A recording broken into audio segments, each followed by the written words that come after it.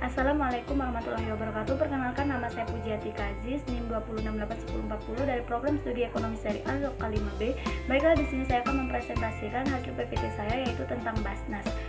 Yang akan dibahas di sini yaitu sejarah Basnas, tujuan dan hikmah pengelolaan Basnas. Yang ketiga, manajemen penghimpunan Basnas. Yang keempat, manajemen pendistribusian Basnas. Baiklah, langsung saja. Yang pertama yaitu sejarah Basnas. Sebelum ke sejarah Basnas, Basnas adalah lembaga yang melakukan pengelolaan zakat secara nasional.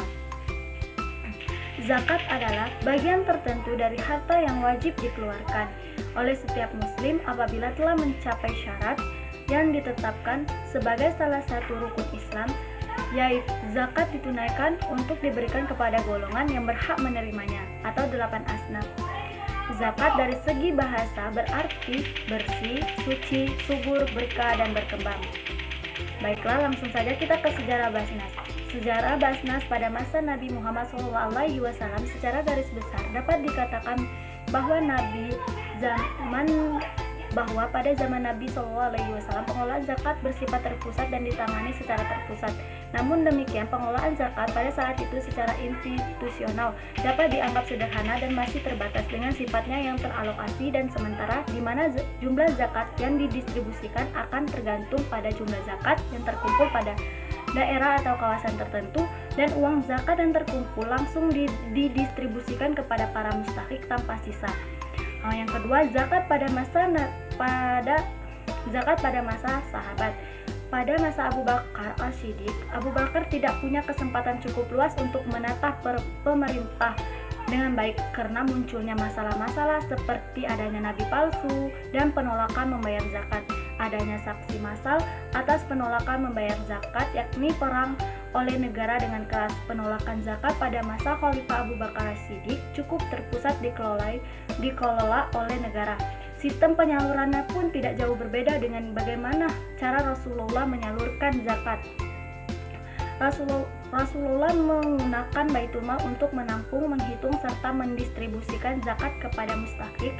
Hal yang berbeda dari sistem pengelolaan zakat Abu Bakar adalah pada ketegasannya menarik zakat. Pada masa Rasulullah, penarikan zakat dilakukan tanpa adanya perlawanan, sebab Rasulullah merupakan seorang nabi yang pemimpin yang sangat dihormati dan ditaati oleh berbagai suku dan kalangan. Namun ketika pemimpin berganti, banyak orang yang tidak mau menaati kebijakan pemimpin soal zakat. Oleh sebab itu, Abu Bakar menjadi lebih tegas soal pengelolaan zakat. Zakat pada masa Orde Baru. Pengelolaan zakat berkaitan dengan perkembangan sosial politik di Indonesia. Presiden Soeharto menyuruhkan pengumpulan zakat secara besar-besaran dan menghimbau umat Islam untuk mengamalkan ibadah zakat secara konkret untuk memajukan untuk umat Islam dan masyarakat Indonesia. Yang ketiga, adapun tujuan dari pengelolaan zakat, yaitu pada pasal 3 Undang-Undang Nomor 23 Tahun 2011 tentang pengelolaan zakat menyebutkan tujuan dari pengelolaan zakat yaitu meningkatkan efektivitas dan efisien pelayanan dalam pengelolaan zakat, meningkatkan manfaat zakat untuk mewujudkan kesejahteraan masyarakat dan penanggulangan kemiskinan. Yang keempat, hikmah pengelolaan Basnas. Yang pertama, membersihkan harta. Yang kedua, mewujudkan kesejahteraan sosial dan mencegah kejahatan. Yang ketiga, mensucikan diri dari dosa, memurnikan jiwa, menumbuhkan akhlak dan murah hati. Yang keempat, menyabarkan dan memasyarakatkan etika bisnis yang baik dan benar. Materi yang ketiga itu manajemen penghimpunan Basnas. Badan atau lembaga pengelolaan zakat harus memiliki manajemen yang baik agar dalam pengelolaan zakat dapat dilakukan dengan maksimal sesuai dengan harapan. Ada 3 kunci untuk melihat kualitas manajemen suatu organisasi pengelolaan zakat. Yang pertama, harus amanah. Yang kedua, harus sikap yang profesional. Yang ketiga, harus transparan.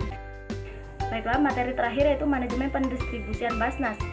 Pendistribusian zakat dilakukan dengan 2 model, yaitu model zakat konsumtif dan model zakat produktif.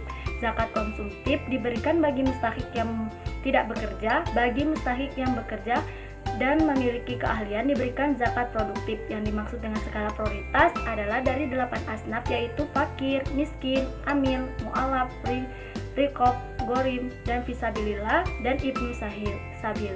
Mungkin itu saja hasil presentasi yang dapat saya sampaikan. Saya akhiri. Wassalamualaikum warahmatullahi wabarakatuh. Terima kasih.